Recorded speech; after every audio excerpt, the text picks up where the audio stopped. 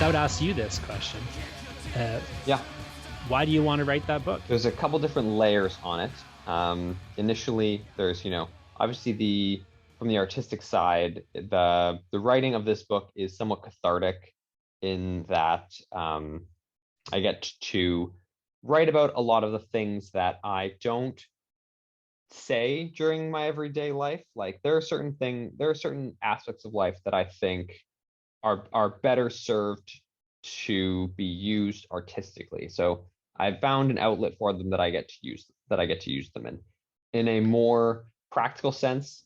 Um, Well, as you let me know, just pause you for a yes. second there, though. Okay. Yep. So before we get into the practical thing, so you're Okay. talking about like the catharsis of the artistic process of writing that book. Yes. The Yeah. thing I'll point out to you there is Yes. that part of the project is done. Yes. You It's in understand the that? first This is draft. probably why you're struggling. I would suggest this is maybe why you're struggling, is that all that comes out in the draft and it has nothing Okay. to do with the editing process. The editing process Okay. isn't cathartic, That could be why I'm struggling with the editing process. As I right? continue on, part of the value in finishing the book for me is one, as someone that comes from a comics background, as you know, um, as comics writers, we can't make a comic without an artist. It's impossible. But you can I finish a wouldn't go novel that on, far, but it's very difficult to the point of but near you impossibility. but you can finish a novel on your own. I could Um, I could um I could write a comic with blank mhm. panels and And I could who make would it letter it? work, but well, again, I might need a letter for that, Yeah. but I could do it The without the the artist if I really the needed to. but the argument is that you can't make a comic on your own. Well, some people can, but Some sure, people can, but I can't. sure, Um, so there's a value for me in finishing this book because it's I can prove to myself that I can finish something that's totally mine. It's something that I don't have to necessarily share with another person per se. sure. And from a smaller but somewhat selfish standpoint, they're outside of one person that I know on the fringes of my life. There's no one close to me who's finished a novel yet, and I want to be the person who finishes a novel, if not first, but one of the first. Sure. So now, what I would, so I would say you've laid out three things there. So again, Hmm. the first one I would argue is is great. But it's done. Why? Yeah, Right, a great motivation, but it's kind of irrelevant at this point. yeah, There just isn't anything cathartic anymore. Like that's just what yeah. it is. I've There's an also, art. sorry, before you keep going on, I've also put in so much time into this project at this point That's a that sunk cost, though. Let's no, but like if I gave up on it now, I'd be upset.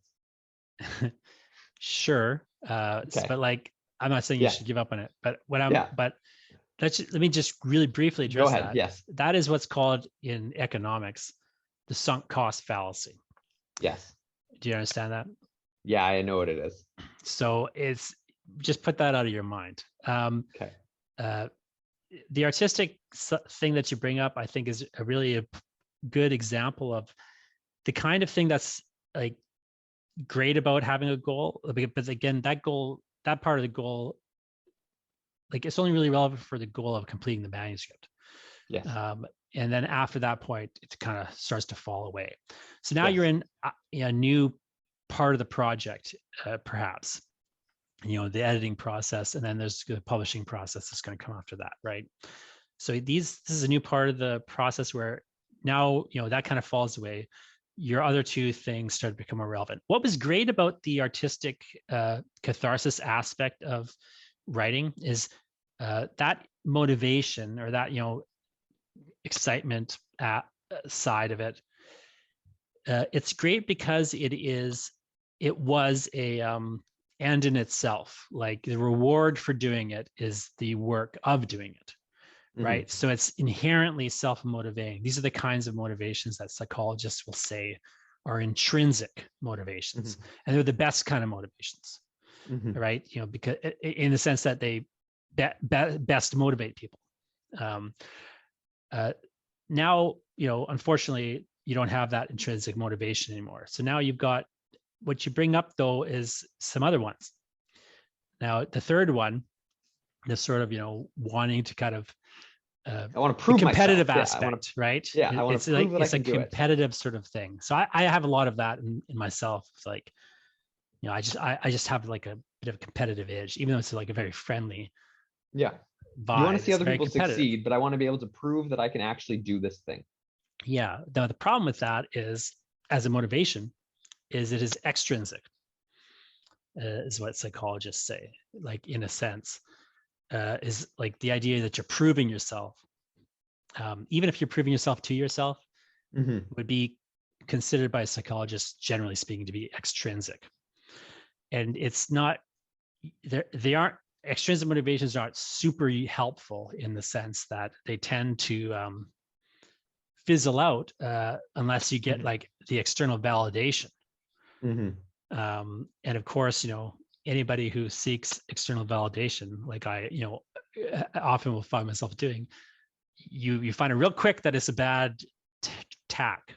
Yeah, I want to clarify that it's not a main driver, but one of the things that you think of when you're trying to push towards the finish line. Now, the other thing you bring up is sort of almost in the middle there, right? Like the idea that, you know, you want to do a project all by yourself, right? So there's a level at which you could argue that that has an extrinsic element to it.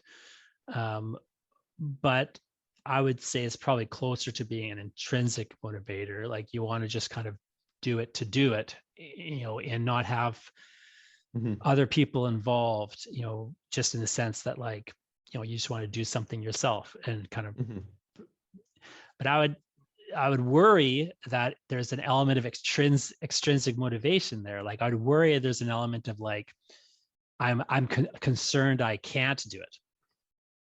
And, you know, and maybe all my success is the result of other people. And this will prove that it wasn't, right? I would say, like, I would find, like, I don't know if that's the case, but like, where you kind of start to determine whether or not things like that are the case. So when you got something like that, where it's like a question of like, what really is the deeper motivation? I think the way to answer that question is to just keep asking the question. So I would say to you then, Lyndon, why do you want to do a project that is just yourself and doesn't involve other people? And I don't know if I have a good answer to that initially without some level of deeper thought.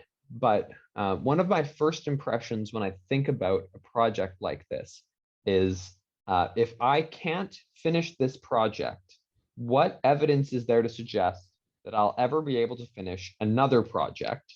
And if I can never finish a project, why am I doing this? But do you see how that's not exciting?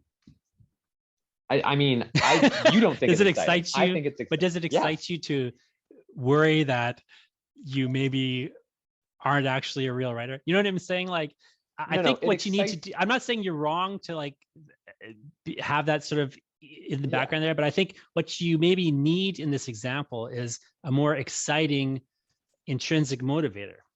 Yeah, well, the exciting intrinsic motivator is that if I can be successful at this, I don't have to go and get a quote unquote real job, and I get to actually enjoy my life, as opposed to working a 9 to 5 or 9 to 10 office job where I live for the weekend and wait until I retire.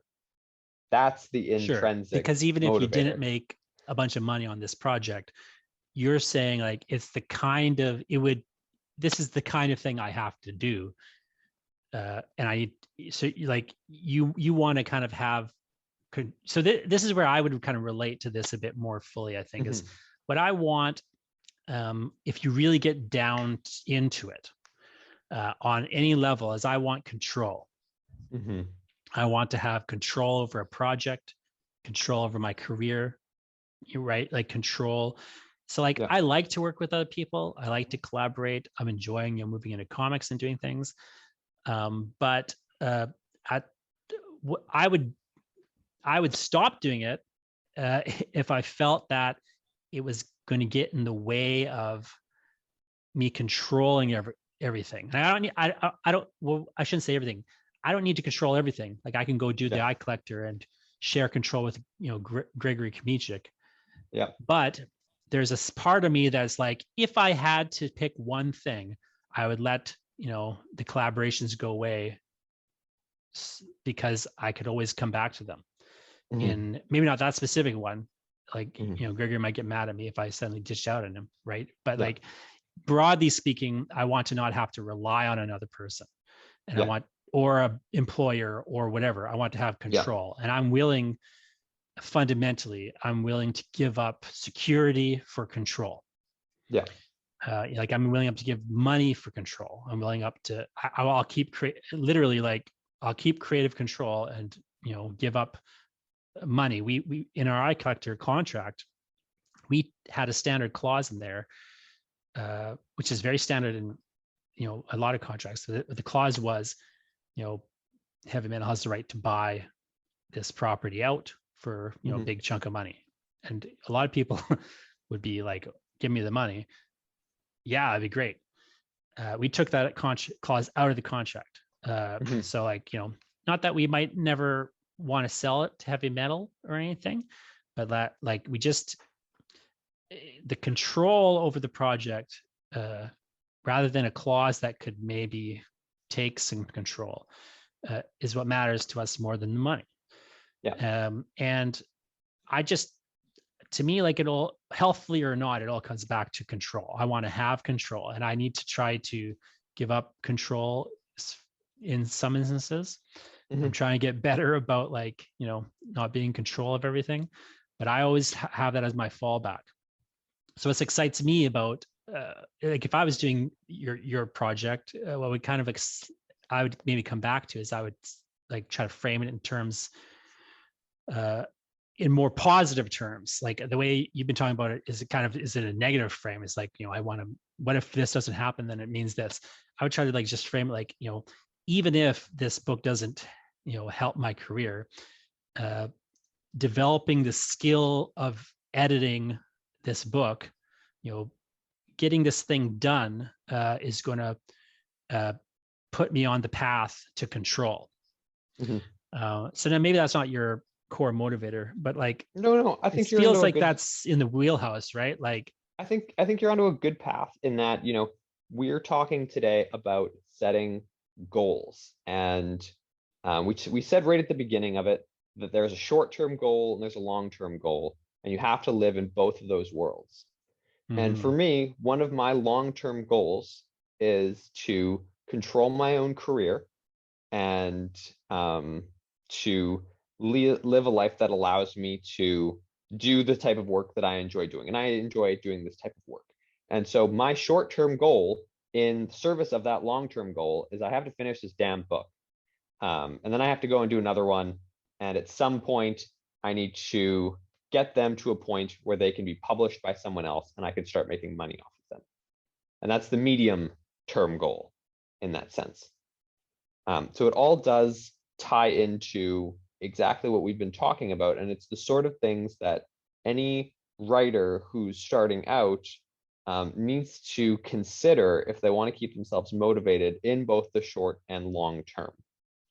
So what I would suggest in this particular scenario, and I think this broad premise would work for a lot of people, is I would try to kind of maybe, if I was writing this goal down, I think what I would kind of put under the exciting part for me here would be, finishing this book makes me a novelist.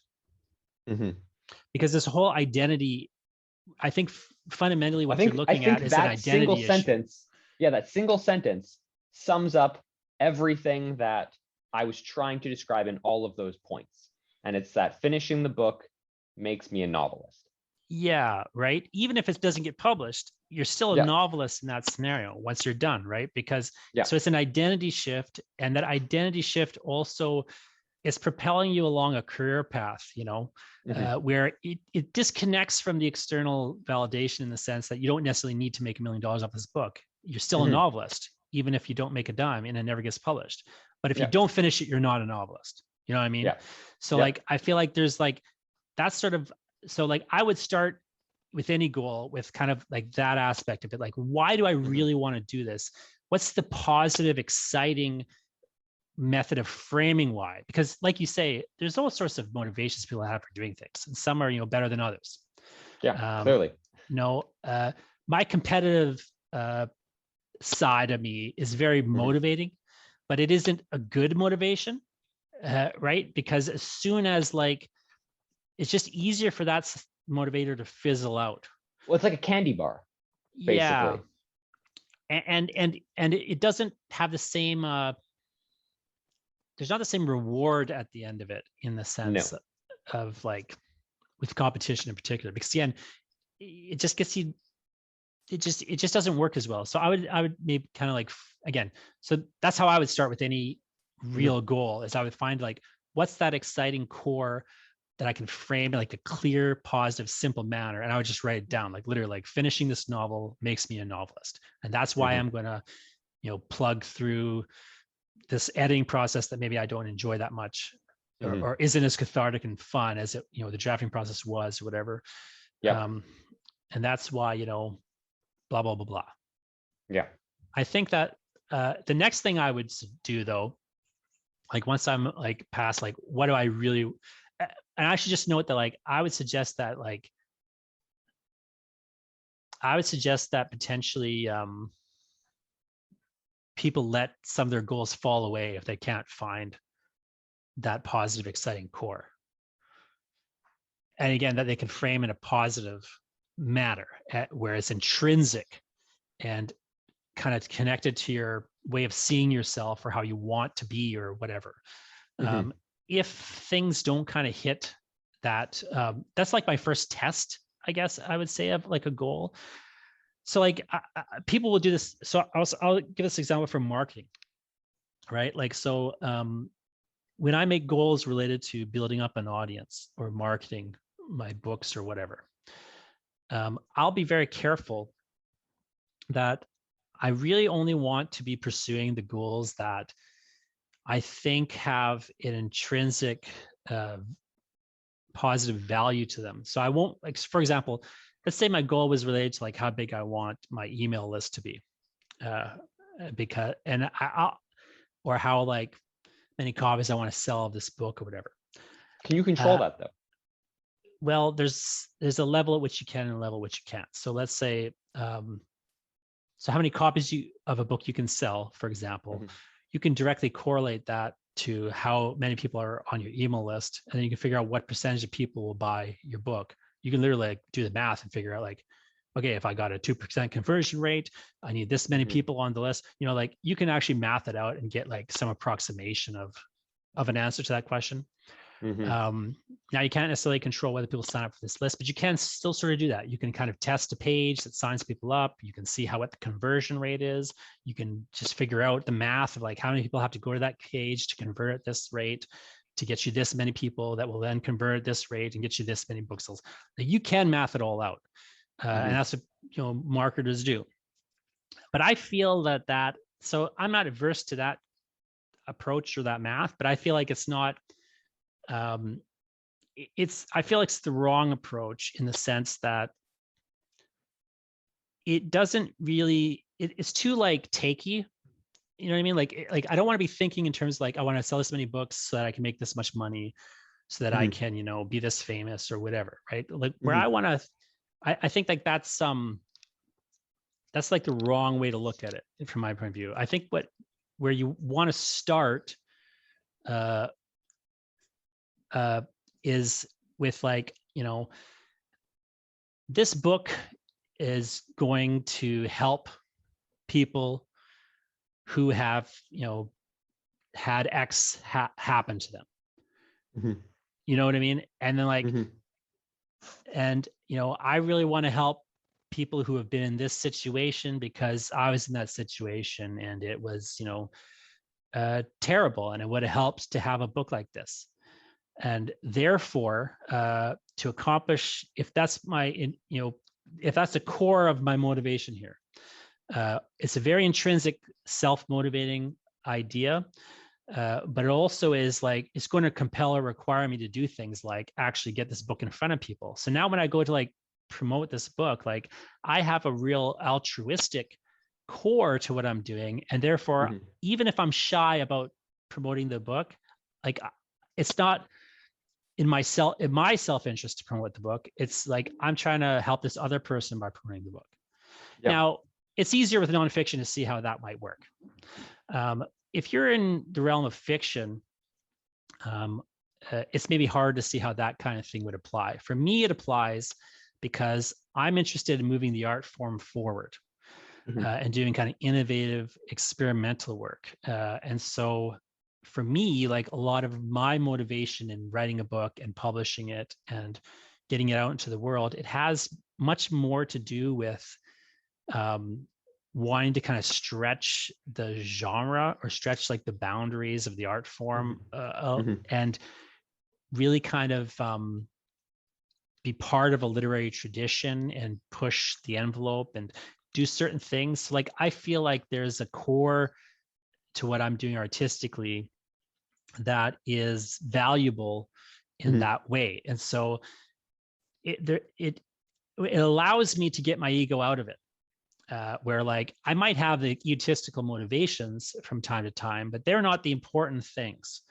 And they're not really going to sustain me, because as soon as I'm down on myself, or as soon as like I question my motivation that way, like, or even just it's not compelling, like like to me, like getting really clear on like why I'm doing this, like why write this book. Like it can't be, it can't just be for me, I want to make, $2 off a $20 sale. Like it just, to me, like, it's not exciting. And it also just isn't worthwhile. Like what's, I think, more valuable is that intrinsic artistic reason to do the thing. Yeah. And there, again, I want a level of control so that I can best serve that. I want to, so I don't want to end up with a publisher. Like I'll literally not like, I'll turn down like people who have interest in this publishing this thing because I can see that they're disconnected from what I want it to be. And like, and I'll be very careful who I work with. And I'll be very particular about things, just because in the back of my mind, always it's got to be, it can't just serve my interests. It has to serve the interests of the audience and that book. No, that makes sense.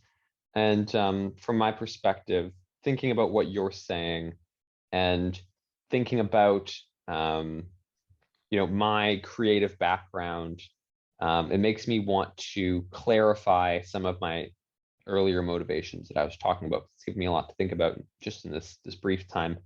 And when I think about, the potential of being a novelist, and as I said before, not knowing many other novelists within my creative circle, I know lots of people that are working on books, and I really struggle with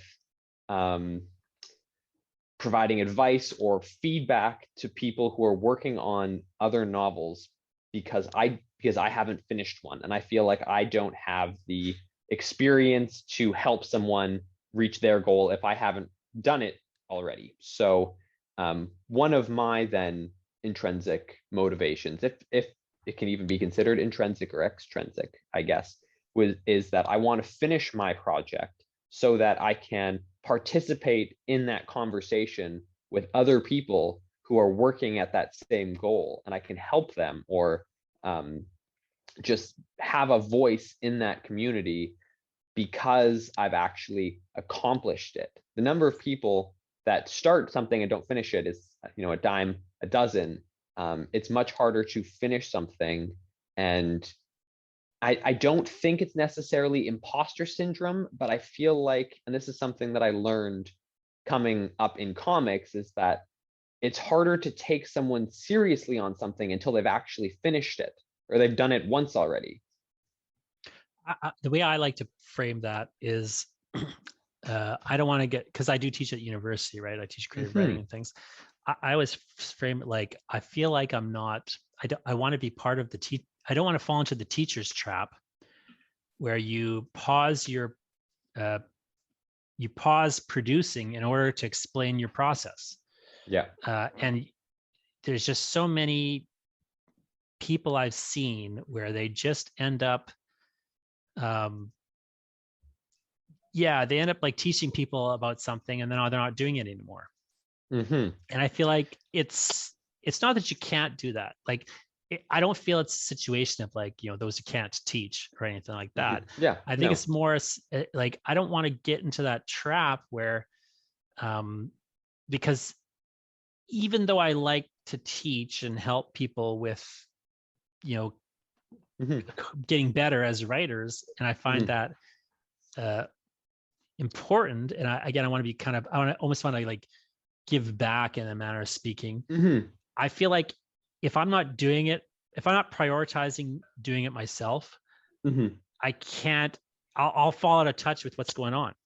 And I'll think I'm helping when I'm not, Yeah, it's like it feels more difficult to give back if you're not doing it or you haven't done it. Yeah. How can I give someone advice on finishing their novel if I haven't finished a novel? Yeah. And so I think it helps to have like, I think you can like have these more practical, simple motivators. Like, I want to finish this novel so I could, know what the hell I'm talking about when people ask me about writing a novel, I think you need a deeper, more exciting core to that. But I think it's good to just have a sense of that other stuff as well. I want to have like a profile so that when I want to have a comic made so that when I'm talking to comic editors, they take me seriously. Exactly. I think like there's nothing wrong with having that level of motivator and having this very practical awareness of what good this thing is going to be. It's just that where I think you need that really to get that more abstract like core of it is that other stuff won't sustain you when you're really like in your darkest dungeon with this project. Which is honestly where I feel like I'm at right now, is the grind of editing something out when you have 1,000 editor notes or corrections that you have to make. Well, you don't have to make any of them, but maybe you should, right? You should. If you're hiring an editor, you should be listening to your editor. See, I like editing. I always prefer editing to writing. Like in my own work, I prefer editing my own work than writing a new draft work. But I know that's not most people. And so to me, it's like, just kind of really figuring out what's going to push you through the next part of the project here. And then what's the core underneath every part of the project, fundamentally. Once you get a little further out though, and you've got like that clear, like, you're very clear on like this motivation, maybe you got to remind yourself of it again. Like, I think it's good to have it written down. It's like when you're having like those dark days and you're really doubting the project and doubting yourself, you can go back to like, no, I got to stick to it because this is what's going to make me the novelist. Like, even if this novel is a disaster, dies a slow death, the process of doing it again, is going to reward me with this outcome, this existential outcome. And then that is going to be, and I need to be a novelist if I'm going to take control of my writing career or whatever. You got to kind of like think how it fits into your overall life and career. Once you've got all that abstract stuff out of the way and you're breaking down these other parts of the goal, like making it really specific and measurable and how I'm going to do this, how I'm going to do that, I think like it helps to really at that later point, just get real precise about like, how do you just take yourself out of it in the sense of like you want that exciting, risky core that's relevant to kind of your stage in life and it's going to matter to you going forward. But outside of that, you want to take your ego and your mind out of it as much as possible and be like, okay, I got to do 5 pages of week, and that'll take me 6 months or whatever. Like, you just need to quantify it and just kind of have a process. Then you're just a machine running the program, in a manner of speaking. Because I feel like in the best case scenario, like the best days you're going to have on any project is when you're just wake up and you do it, and you don't have to think too much about it. Because you pre-planned what you have to do, and now you're executing it. And when it's not working is when you go back to like, okay, I got to remember why I'm doing this, right? Yeah. But it's hard to, it's hard when you don't have a really clear, exciting motivator, like why you're doing this thing. But it's also hard when you just don't have a system that works. You're trying to write too much in a day, or you're trying to write, or you're not writing enough in a day, or, you just now don't know what the hell you're supposed to do next. Like, to map it out. To be clear on that point, you've said often before that when you're writing, you don't need more than 3 or 4 hours of actual writing in a day, correct? This is for listeners of this episode. Science is basically 3 creative hours is what you can get out of yourself. Okay.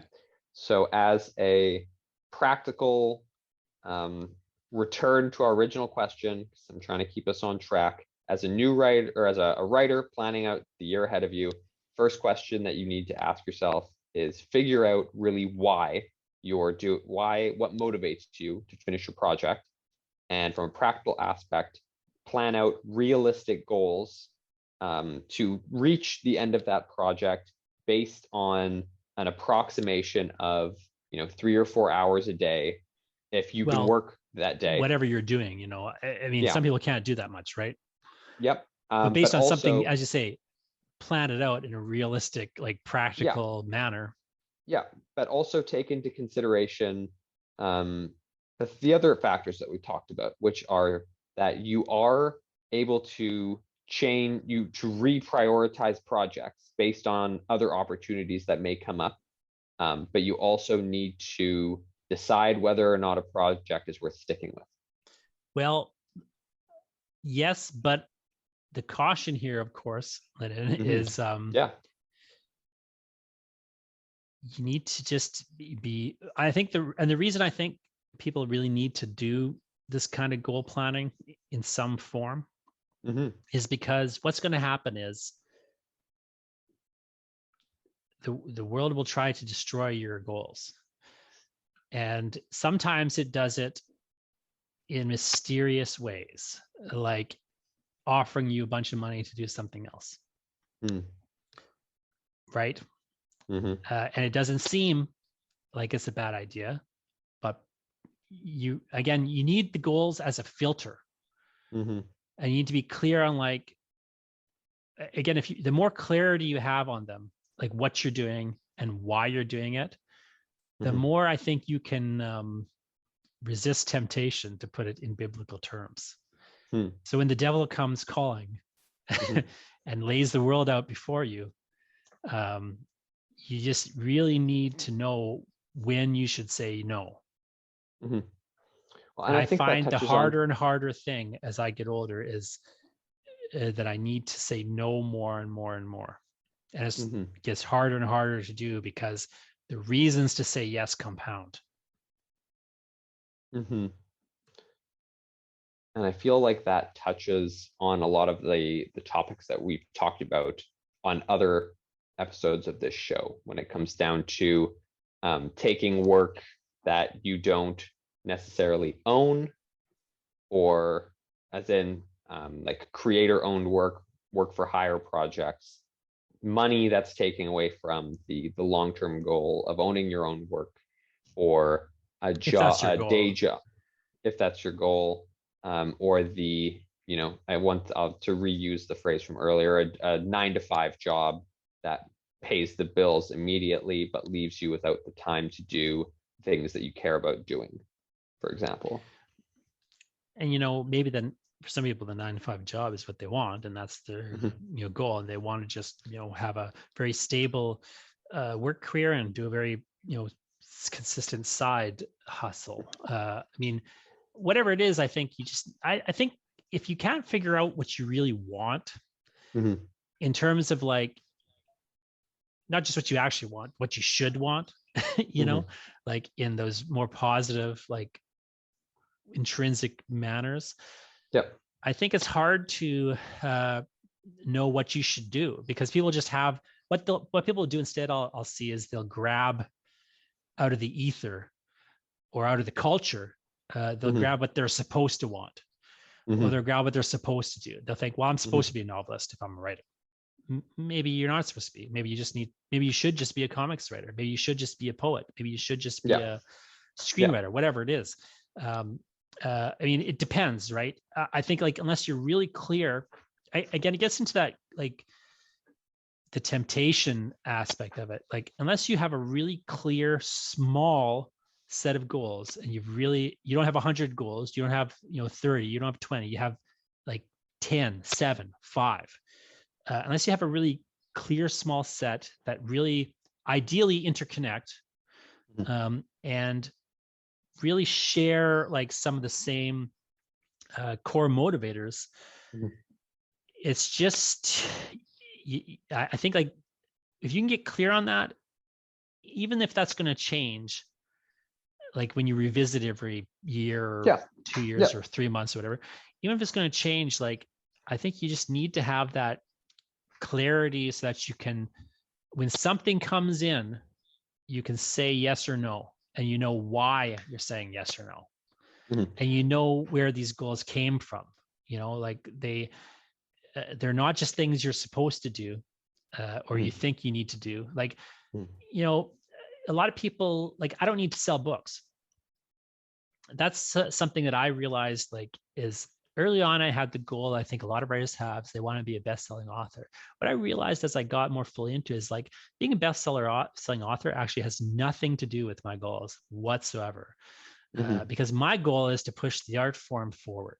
Like I have artistic goals that frankly are generally at odds with selling a lot of copies of books. And in Mhm. fact, my book sales are completely irrelevant to my goals. And whether you like my book or not is completely irrelevant to my goals.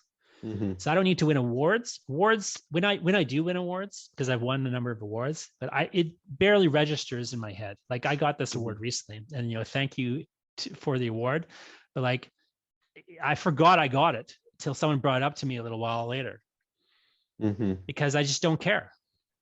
Mhm. Whereas other writers, like, and I don't want to sound ungrateful, but like I just literally don't care if I win an award, because it doesn't matter to me. It's not. Whereas It's not the whereas motivator. it's not a yeah, like whereas other writers, like they're in it to win awards, um, maybe even for good reasons. Not even maybe they just want their book to reach the most people. Well, that will only happen if they win such and such award. Like you can even have altruistic reasons for wanting to win an award, weirdly. But I think like I see a lot of writers who have what I would you know say is the wrong uh, interests. Like they're interested in winning awards, they're interested in selling a lot of books, they're interested in being well reviewed. They want people to like their work. That stuff doesn't interest me, because it Mhm. has nothing to do with um, putting the art form first, and it Mhm. has nothing to do with finding the subset of readers that your work is really going to matter to. Mhm. Now, it's not irrelevant to it. Like you're more likely to find those readers and change their lives if everybody reads you, right? So I'm not saying that it's bad to like be a bestseller or to pursue like a big book sales or anything like that. I just think that like you need to get really clear on it. And I've even seen in my life, like the reason I win awards is because I don't care about winning awards, Mhm. and I'm doing something different, uh, and I'm trying to do it as well as possible. Mhm. Whereas, I just think like I'll get annoyed by things sometimes. Like I got really annoyed. This review came out recently because it implied that I had some like cushy, high-paying university job. I was like, Mhm. give me a break. Mhm. But what annoys me about that is not the negative criticism, what annoys me is they don't even know like what they're talking about. And so what business do they have reviewing my book? Like, I don't care if Yeah. they like it. I just Yeah. find it like, I just, I'm like, who hires these people? Yeah. You know what I Yeah. mean? Whereas like, Yep. I feel like that those goals are, what I think is important about goals is that even if you never accomplish the goal, it serves as a filter for what you will and won't do. Mm-hmm. And yeah, you might need to compromise here and there because like your kids need shoes. Yeah. But when you do that, you need to know you're doing that. You know what I Yeah. mean? Yeah. So here's my hot take, and you can tell me where it's wrong. When I think about goals as a creative, you talk about having, multiple goals and it almost being a juggling act, but what if you only have two goals? You have That's one the ideal long-term goal and situation. you have one short-term goal, That and is that's the it. ideal situation, Lennon. Now, Okay. Yes. creatively, I'm talking Yeah. about, or in your Yes, career. absolutely. I presume Yeah. as a human being, you may have more than one You got goal, multiple goals. but Yes. actually, it would be best if you only had one goal and every aspect of your life served Hmm. that goal. Hmm. That's the ideal. I Hmm. think it takes a lot of discipline to do that.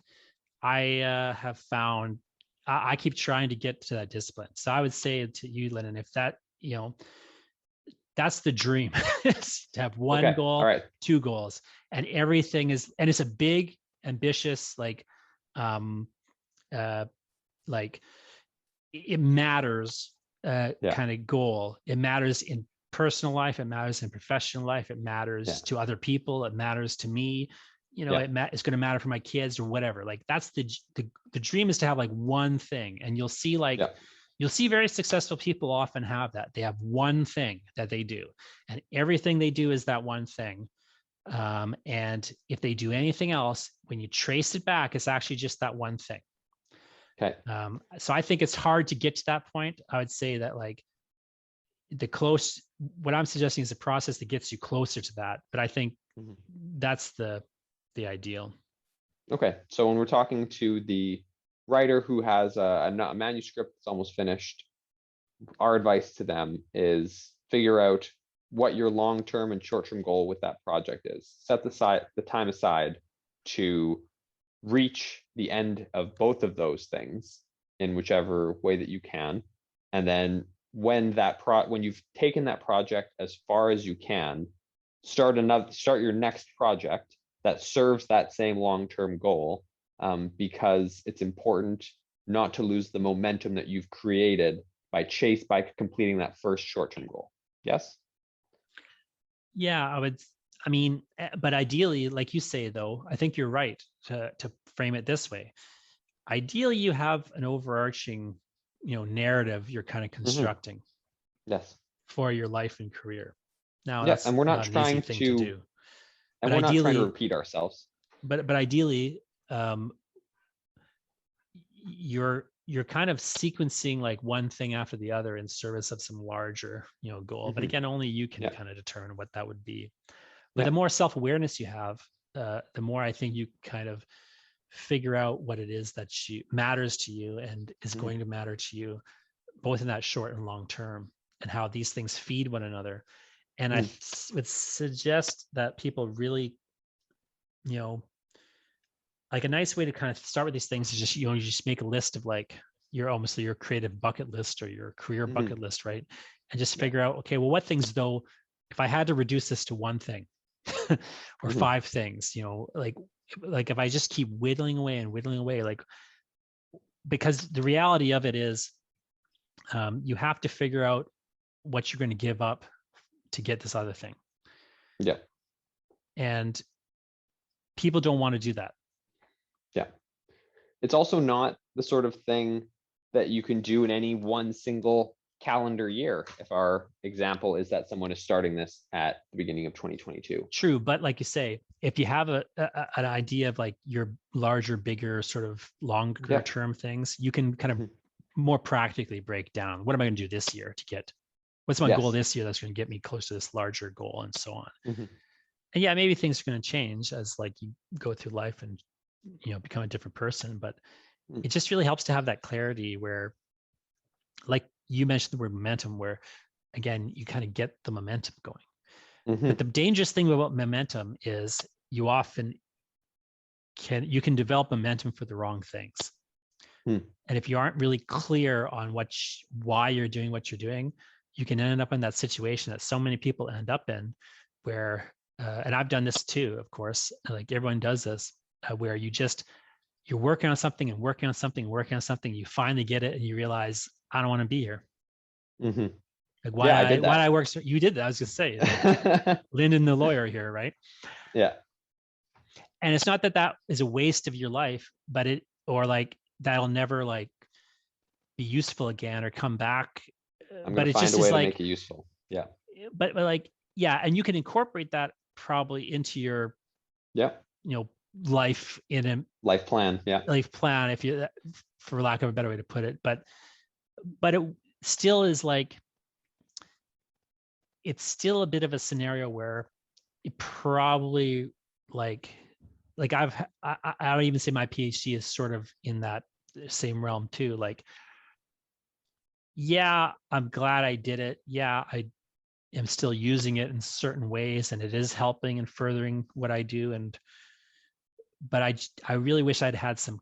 If I'd had the clarity earlier, Mhm. I might have chosen to do a different thing, or at Yeah. least I would have Okay. done the same thing in a better way.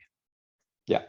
And actually, that's one question that I was going to ask you right at the beginning of this conversation when we were talking about making plans and wishing that you could, when you like that past version of you had made better plans. If you could pick one thing that you wish a younger version of you would have done or made plans to do sooner, what do you think it would have been? When I was one of the only writers in Canada that had a website, and one of the only writers in Canada that had a website with a lot of content on it, I Mm-hmm. wish I had, and one of the only writers in Canada who um, like was turning up in search results. Mm-hmm. I wish I had built an email list. Mm-hmm. In other words, I wish I had uh, actually connected to the audience early and not left it to middlemen. Mm-hmm.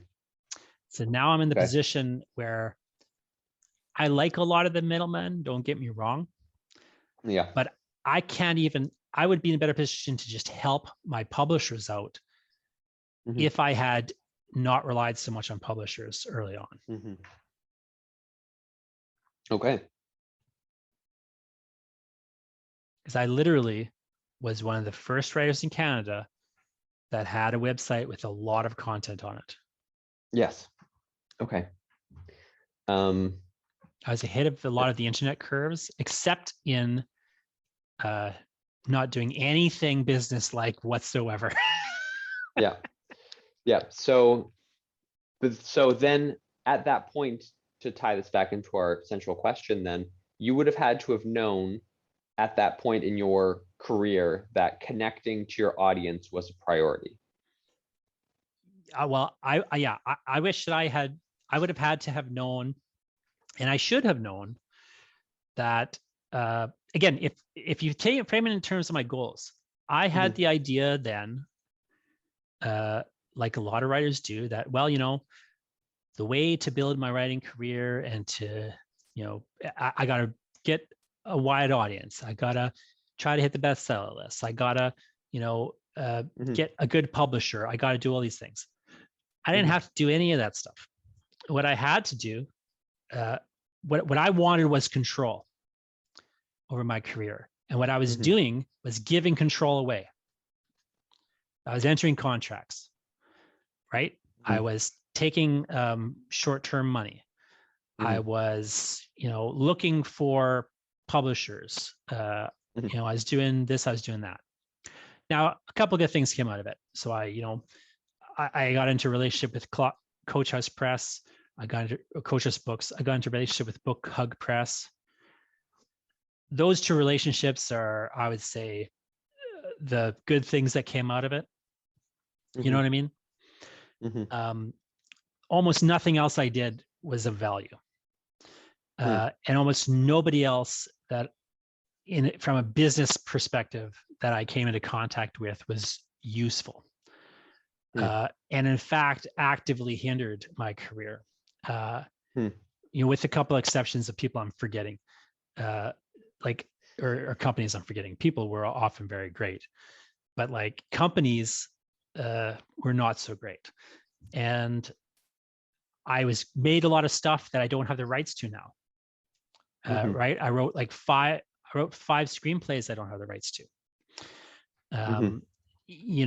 If I had been clearer on my goals and that I need control, I would have realized that what matters is me building an audience, not someone else building an audience. Now, this is before everyone started talking about platforms, but what I should have realized is like, I have to have the platform.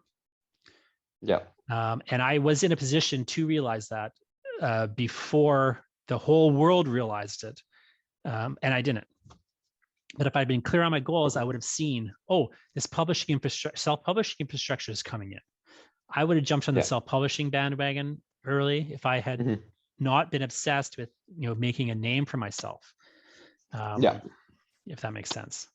Yes. Now, again, it worked out well in the sense that like I ended up hooking up with two particular publishers who I would say are the best publishers in Canada, and that I like and get along with, and I'm going to be really excited to do more books with. But it could have easily gone a different direction with other publishers. For example, if I had actually realized my goal at the time, and I won't name the publisher, but I would have signed with the publisher that I am very glad I have not ended up with. But the only reason I didn't sign with them at that point was that they didn't quite offer it. They didn't give me the offer precisely. It kind of, didn't work out. And I'm glad that didn't work out. But I've heard the publishing world is very different from what it was in the 90s. Let's just put it that way. And many of the people who did deals in the 90s are not happy about those deals today.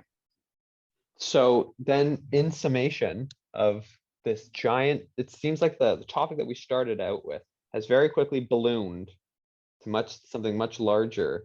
As a writer who wants to embark or is trying to do something with their first novel, it sounds like one of the main takeaways is that there's going to be an infinite number of things that you can't actually control. Sure. But well, you can control some of it. I guess the question is like, what ones do you need control over, though, right? And what ones you need control over is what you need to figure out is in this goal setting process. Like, what's my real goal here? In that, again, what's actionable? What do I need to make actionable to accomplish the goal? Like, you need to figure out what those actions are, so that you're focusing on the right things. Because maybe for some people, it's just get this thing ready to send off to a publisher, and they need to worry about that. But what they'll worry about instead is, getting it published. They need to just worry about getting it sent to publishers. Maybe though, what the person needs is to build a publishing company, right? Like, it depends what they're doing and why they're doing it. And that's a whole different set of actions. And to do that, you need a full understanding or comprehension of what the publishing world looks like in this moment, because it's not just traditional publishing. It also includes self-publishing. And then in the middle somewhere, there's a hybrid model that sort of includes elements from both of those. And if you're just writing a book, as you said earlier, it's no longer enough to just write a book. You have to understand what the market looks like and what it depends on your options goal. are. If your goal is, like in your example, you don't need to know all that stuff to become a novelist. No, I just need to finish the book. Does that make sense? Now, when the book's written and you're a novelist, you need a new goal, right? Because you've accomplished that one. Your new goal might align with, your new goal may be, I don't know what the new goal would be like, but let's say, let's say you're going to make a goal about that work and putting it out into the world. Well, Yeah. now your new goal may simply be learn enough about the publishing industry and where things sit in business or whatever to determine whether or not I should self-publish it. Like maybe the goal then is like decide whether I should self-publish or not self-publish this novel. Now I'll tell you right now, don't self-publish that novel. No, I But know. but another person, if it was a genre novel or Yep. if you were a different person, it Yep. might be a harder question to answer, right? So another person might actually need a goal of like figuring out what their next goal should be, in a weird, like learning something is a goal, and often a very good one. Like, one thing I want to do next year is actually, really learn how to cook. Now learn how to cook Yeah. means nothing. So I need to like make it specific and measurable. Right. But Yeah. like but the point is like, that's a learning like Yeah. thing. It's a goal. Yeah. Hyatt will differentiate between what he calls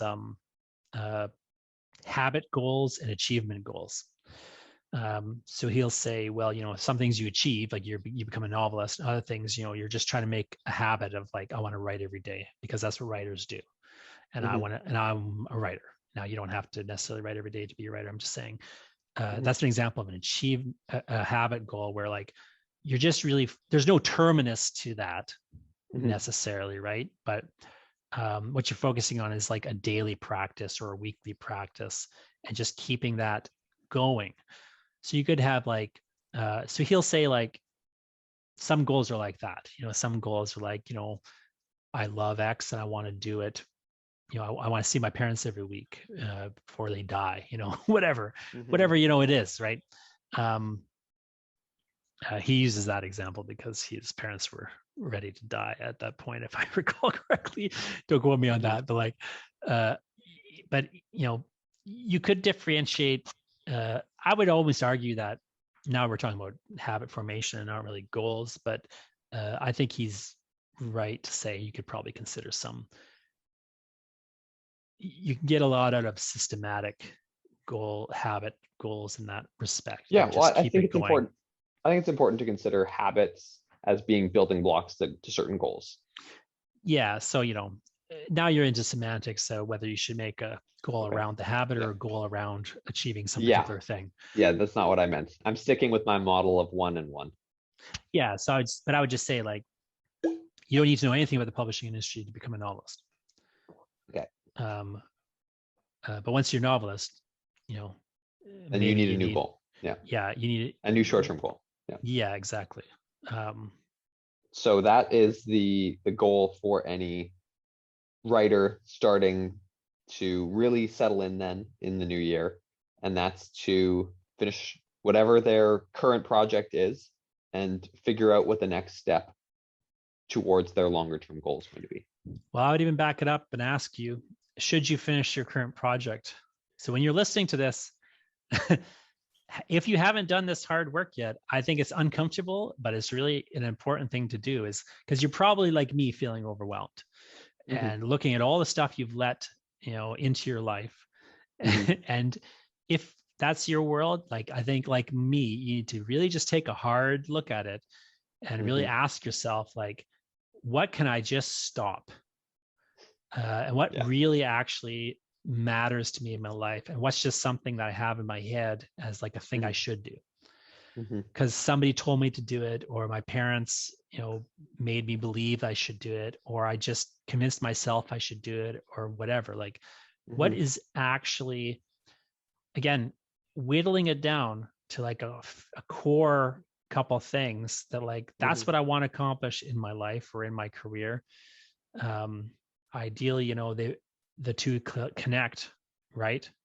And then just taking a hard look at like, because again, your time put into something is a sunk cost, and you can't get it back.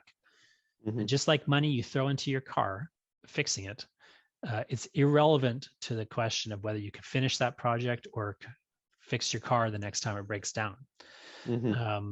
So you really need to like, I would really suggest, and I try to make a regular practice of this, of like just stopping everything, reevaluating what I should be doing, and then only restarting the things that I should be doing. I call this Ken mode, where you kill everything now, Mm. and then Start over. start Yeah. over, in a manner of speaking. Yeah. So that's my final thought for people. What about you, Lyndon? No, it's been enlightening. I've had to reevaluate which motivations are worth keeping and which aren't worth keeping. As someone who's trying to bring a project to the finish line and is closer to the end than the beginning, I think it's really important to always keep in mind why you're doing something and like figure out which motivations are worth keeping and which aren't. So I hope that my process of working through in real time in this conversation has been helpful to the people that are listening. And I hope that, unlike me, you finish the project that you're currently working on in short order. Everyone's got those projects they're working on forever. I've got a bunch of them, and the reason they drag on so much for me is I will just forget to write my goals down, or I'll forget to look at the goals I wrote down, and I'll just get overwhelmed with life, and I'll literally forget what it is I'm trying to do, because I'm so wrapped up in what I got to do next. But the reality is I don't have to do that thing next. I just think I do. And I find it's helpful, and it really, I really advise to others that they just really, even though it sounds stupid, like take some time to really think through these things and write them down, and then remind yourself and like read them over and over again every couple days or every day or every week, whatever, and just really go through a regular process of just figuring out, okay, I've caught myself doing X, but it's not on my list. Maybe that means it should be on your list, but most likely it means you shouldn't be doing. Well, then on that note, dear listener, Happy New Year, and let's go finish up those projects. And keep writing the wrong way.